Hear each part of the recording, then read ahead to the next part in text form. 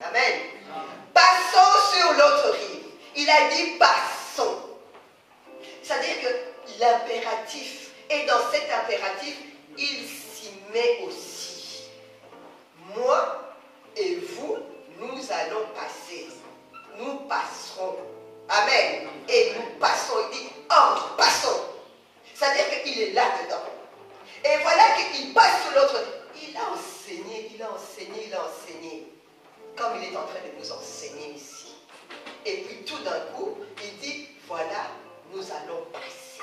Maintenant, il veut une autre dimension.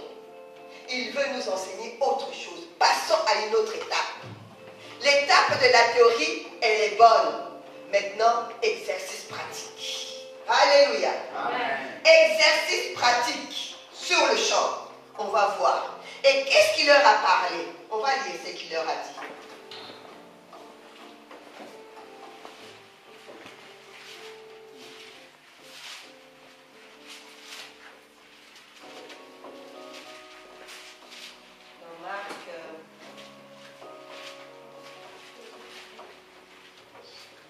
Marc 4, verset 26. Il est dit que quand il était devant eux, il leur parlait de la foi. Il dit, il en est du royaume de Dieu comme d'un homme qui jette de la semence en terre, qu'il dorme ou qu'il veille, nuit et jour, la semence germe et croît sans qu'il sache comment.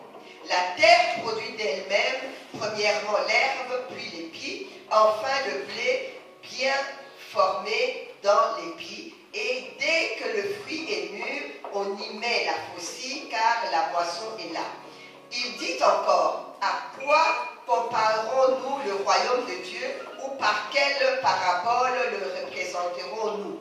Il est semblable à un grain de moutarde qui, lorsqu'on le sème en terre, est la plus petite de toutes les semences de la terre. Mais une fois semé, il monte, devient plus grand que toutes les plantes potagères et pousse de grandes branches, en sorte que les oiseaux du ciel peuvent habiter sous son ombre. Donc, il explique comment est le royaume de Dieu, le royaume de Dieu. Donc, il prend à leur expliquer, même en aparté aux disciples, l'importance d'avoir la foi. Il leur parle de la foi, il leur communique la foi. Le Seigneur nous communique sa foi. Dit, le Seigneur me communique sa foi. Le Seigneur me communique la foi. Amen. Et il te communique la foi. Il t'enseigne, il te communique la foi.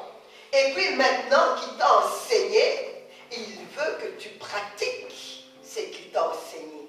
Et il dit, passons sur l'autre rive. Et on voit que lorsqu'il monte dans la barque, et les choses commencent à se gâter. Qui avait dit passons? Et c'est sous quel ordre que tu as pris cette barque pour aller de l'autre côté? C'est sous son ordre. Amen. Et voilà que la tempête, l'orage, les éclairs, plus moyen, panique à bord. Alléluia. Panique à bord de l'eau qu'il prend. Est-ce que le Seigneur t'avait parlé à un moment donné de ta vie? Que ce soit dans ton business, que ce soit en ce qui concerne ton mariage. Et puis tu vois que les relations, les choses commencent à prendre de l'eau. Alléluia. C'était Dieu ou ce n'était pas Dieu? C'était lui pourtant. Et à un moment donné, tu vas avoir des idées qui viennent de toutes parts. Des idées de l'ennemi. Est-ce que c'était vraiment Dieu qui t'avait parlé en cette manière-là? Pour faire ceci, pour rentrer dans une telle relation, pour monter une telle affaire, pour commencer un ministère? Non! Il a dit, passons, il est là. Alléluia! Il est là. Il y a les tempêtes, il y a les éclairs. Il est dit qu'il y a bourrasque. Mais tout d'un coup, les Juifs disaient, mais lui, qu'est-ce qu'il fait? Il est dans le bateau, nous on est là, tout est noyé, et il dort. Et il ne dort pas n'importe où. Il dort à l'arrière du bateau, il dit, sous le coussin. Cool. Alléluia. Notre Dieu se rit de l'ennemi. On peut comploter, on peut faire n'importe quoi.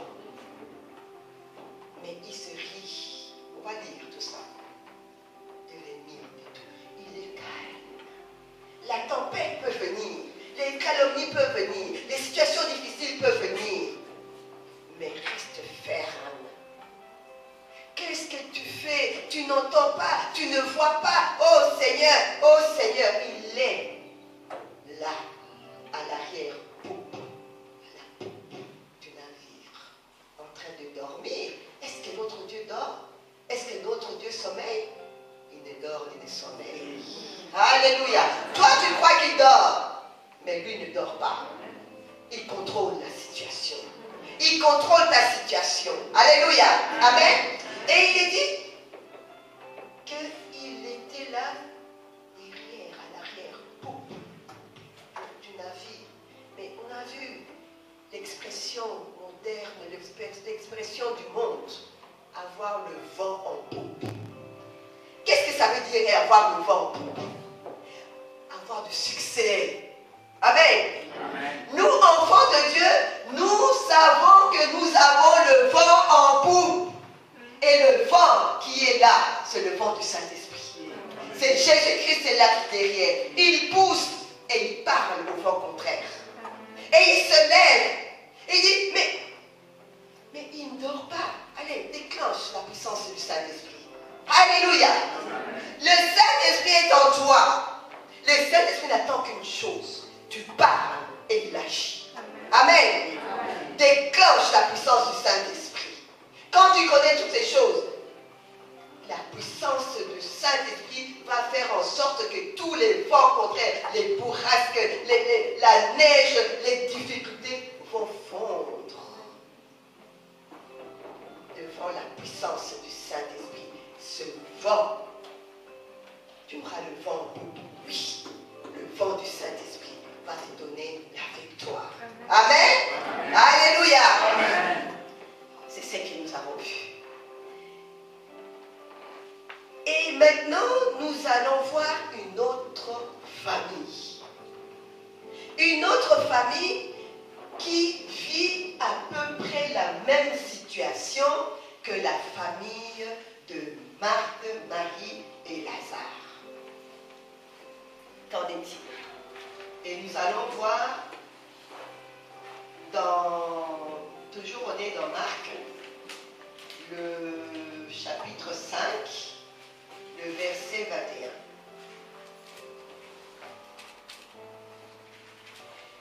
Jésus regagna en barque l'autre rive, et une fois de plus, une grande foule s'assembla près de lui. Il était au bord de la mer. Alors vint un des chefs de la synagogue, nommé Jairus, qui le vit et se jeta à ses pieds. Et le supplia instamment en disant, ma fillette est à toute extrémité. Viens, impose-lui les mains, afin qu'elle soit sauvée et qu'elle vive. Jésus s'en alla avec lui, et une grande foule le suivait et le pressait.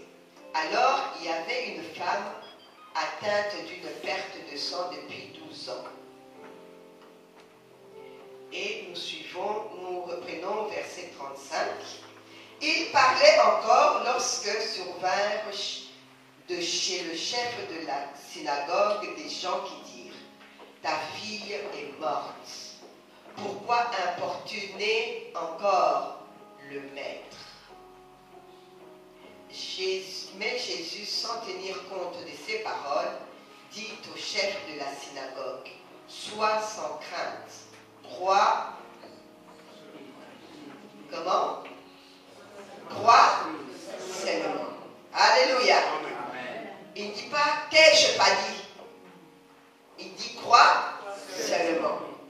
Et il ne permit à personne de l'accompagner si ce n'est à Pierre, à Jacques et à Jean, frère de Jacques. Ils arrivèrent à la maison du chef de la synagogue où Jésus vit qu'il y avait du tumulte. Alléluia. Qu'est-ce qu'il y avait à la maison? Du tumulte. Et nous avons vu la définition du tumulte, n'est-ce pas? C'est un mouvement de panique, de chaos et de désordre. Alléluia. Enfants de Dieu, nous ne devons pas avoir du désordre, de panique et d'agitation et dans le chaos. Il dit, il vit qu'il y avait du tumulte et des gens qui pleuraient et poussaient des cris retentissants. Il entra et leur dit, pourquoi ce tumulte et ces pleurs? Et Seigneur te dit, pourquoi ces tumultes dans ta vie? Pourquoi ce chaos? Pourquoi cette confusion dans ta vie? Et pourquoi tu pleures? Alléluia. Amen. L'enfant n'est pas morte, mais elle dort. Ta situation n'est pas perdue. Tu vas voir, crois seulement. La démonstration de la parole, la démonstration de la puissance de Dieu va se manifester dans ta vie aujourd'hui. Et il se moquait de lui. Vous voyez, on se moque de celui qui a le calme dans le tumulte, qui sait prendre des décisions adéquates avec beaucoup de calme. Et parfois, on pense que cette personne est insouciante. Non. Amen. Amen. Il se moquait de lui, alors il les fit tous sortir, prit avec lui le père et la mère de l'enfant, de même que ceux qui l'avaient accompagné, et entra là où se trouvait l'enfant. Il saisit l'enfant par la main et lui dit, Talita Koumi. Talita Koumi. Le Seigneur dit, Talita Koumi. C'est qui se traduit, jeune fille, lève-toi, je te le dis. Talita Koumi. Jeune fille, lève-toi, je te le dis. La parole. La parole a parlé. Jeune fille, lève-toi, je te le dis. Ce n'est pas n'importe qui le dit, hein. C'est la parole toute puissante, la parole qui soutient le monde par la puissance. Et cette parole, elle est victorieuse. Tu dois la connaître. Elle est là en train de te parler en cet instant. Ta situation, tu crois qu'elle est morte. Elle est perdue. Mais le Maître te dit aujourd'hui, cette situation n'est pas désastreuse. Parce que je viens. Alléluia. Amen. Il est parti désespéré vers la parole. Et ici, en fait, nous avons vu qu'il était au bord, donc la mer de Tibériade. Il était en train de parler sur la foi. Et puis à un moment donné, il dit, traversons l'autre côté. Il traverse l'autre côté avec les disciples, avec tous ces gens-là. Il y a bourrasque, il y a la tempête. Mais le Seigneur ne peut pas te parler des années sans que tu t'attendes à des miracles. Des miracles doivent s'accompagner dans nos vies. Or, les miracles, ça veut dire les choses impossibles. Là où tu sais que c'est impossible pour moi. Amen. Amen. Si c'est impossible pour toi, c'est possible pour lui. Alléluia. Amen. Donc, il va te mettre dans des situations tellement impossibles que tu vas exercer la foi.